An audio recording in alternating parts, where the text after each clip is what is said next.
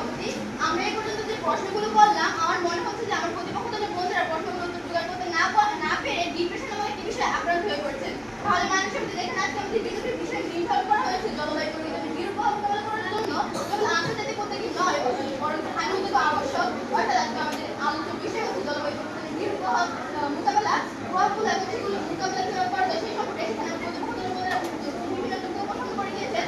কেবলমাত্র জলবায়ু পরিবর্তনের হার কতটা কমেছে, জলবায়ু পরিবর্তনের হার কিভাবে কমানো যায় সেই সম্পর্কে মাননীয় সভাপতি আমার প্রতিপক্ষদের বন্ধুরা বিভিন্ন ধরনের আন্তর্জাতিক উদ্যোগের কথা বলে গিয়েছে, কিন্তু আমরা ব্যর্থ, আমরা এবং হতাশ যে তারা এই পর্যন্ত সেই আন্তর্জাতিক উদ্যোগগুলো কতটা বাস্তবায়ন করা সম্ভব হয়েছে তা ব্যাখ্যা করেনি। কারণ ব্যাখ্যা করবেন না কিভাবে, যদি তারা ব্যাখ্যা করতো তাহলে সেখানে তাদের ব্যর্থতাই প্রকাশ পেত। মানুষ সরকার প্রতিপক্ষদের প্রথম দেশ বলে গিয়েছে যে গ্রিন হাউস গ্যাস নাকি জলবায়ু পরিবর্তনের মূল কারণ। আচ্ছা, তাহলে বিপরীতে গাছ কাটা পরিবেশ দূষণ এগুলো জলবায়ু পরিবর্তনের হার বাড়াচ্ছে নাকি কমাচ্ছে, আসলে উত্তর দিয়ে যাবেন। মানুষ সভাপতি আমার প্রতিপক্ষদের দ্বিতীয়ত বলে গেছেন যে তারা যে আন্তর্জাতিক উদ্যোগগুলো গ্রহণ করছে সেই যেখান থেকে অর্থ আসছে সেগুলো নাকি চেয়ারম্যানের পক্ষে থাকে। আর কি প্রতিপক্ষ আমরা তো সেটাই বলছি, যদি টাকা যদি চেয়ারম্যানের পক্ষে থাকে সেটা জনগণের কাছে না আসে সে তখন আমরা কি করবো? অবশ্যই সচেতনতা প্রয়োজন।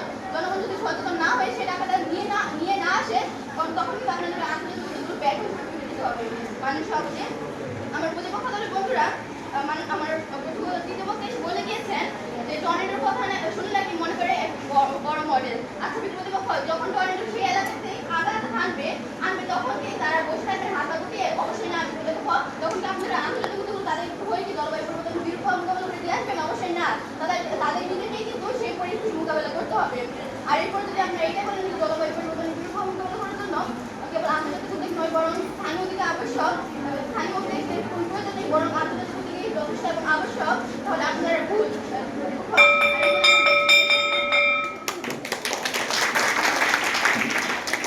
ধন্যবাদ ধন্যবাদ ধন্যবাদ সেই পক্ষদের তৃতীয় বক্তা এবং ধারণাটাকে তার যুক্তি উপস্থাপন করার জন্য।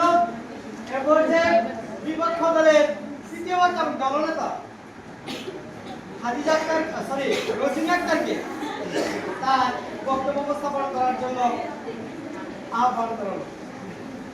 জলবায়ু রৌদ্র রূপ রাখতে কারা, স্থানীয়রা নাকি বসে নেতৃত্ব যারা? ধন্যবাদ মাননীয় সভাপতি আমাকে আবারও কিছু বলার সুযোগ করে দেওয়ার জন্য। মাননীয় সভাপতি আমার প্রতিপক্ষদের কানে তুলা দিয়ে বসেছিলেন, কারণ আমি যে প্রশ্নোত্তরগুলো দিয়েছি তিনি সেগুলো শুনতে পারেননি। মাননীয় সভাপতি লক্ষ্য করুন, প্রতিপক্ষ শুধু বলতে চাইছে যে স্থানীয় উদ্যোগই যথেষ্ট, কিন্তু আমরা বলছি আন্তর্জাতিক উদ্যোগই আবশ্যক। মাননীয় সভাপতি তারা বলে যে ছোট উদ্যোগে তারা কি বড় পরিবর্তন করবে, তাহলে ছোট উদ্যোগগুলো যখন দৃঢ় হয় মানে যখন একদিনে 10 লক্ষ টন কার্বন ডাইঅক্সাইড বাতাস হয়ে তখন 100 গাছ কিছু জানে আমার প্রতিপক্ষ এখন আমি গাছ লাগানো অন্য গ্রামে কাটা সমন্বয় না থাকলে বলতে হবে এই টাকা আন্তর্জাতিক উদ্যোগ দেয় নীতিমালা রূপরেখা, শুধুমাত্র স্থানীয় উদ্যোগ ছুঁতে পারে না সাফল্যের রেখা। মাননীয় সভাপতি আমার প্রতিপক্ষ বলেছেন যে আন্তর্জাতিক উদ্যোগগুলো যে টাকা দেয় সেগুলো নাকি চেয়ারম্যানের পকেটে যায়, সেগুলো আচ্ছা এই চেয়ারম্যানগুলো কি আন্তর্জাতিক যে উদ্যোগ করবে তাদের কর্মকর্তা নাকি স্থানীয় উদ্যোগের কর্মকর্তা?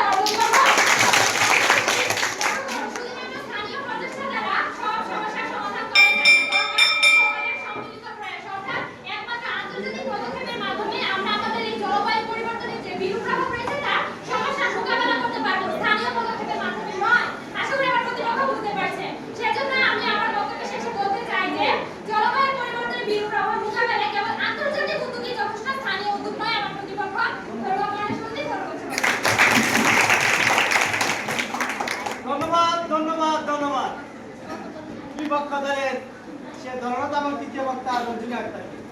আসলে আমরা একটু হাতটা খুলে রাখি, আমরা দুজনকে কার্পণ্য করবো না তালি দিতে।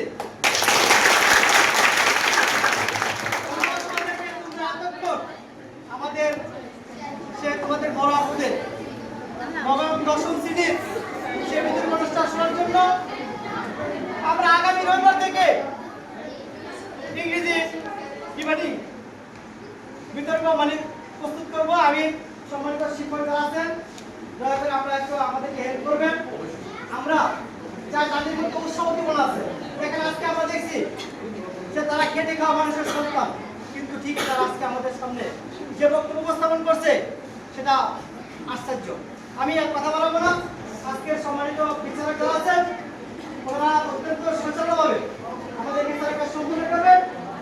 এর পূর্বে আমি সম্মানিত শিক্ষক মন্ডলীর দু একজনকে তোমাদের উদ্দেশ্যে কিছু বলার জন্য আহ্বান করছি। আমি নিয়ামতুল হুজুরকে যেহেতু বিশাল একটা একটু কাজে ব্যস্ত আছেন, আমি নিয়ামতুল হুজুরকে এই ব্যাপারে কিছু আলোচনা করার জন্য আহ্বান করছি সংক্ষিপ্ত আকারে।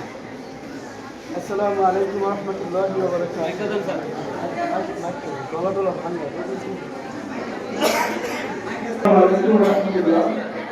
শুরুতেই আমি ক্ষমা চেয়েছি আমি অসুস্থতার কারণে গলা অনেকটা বসে গেছে,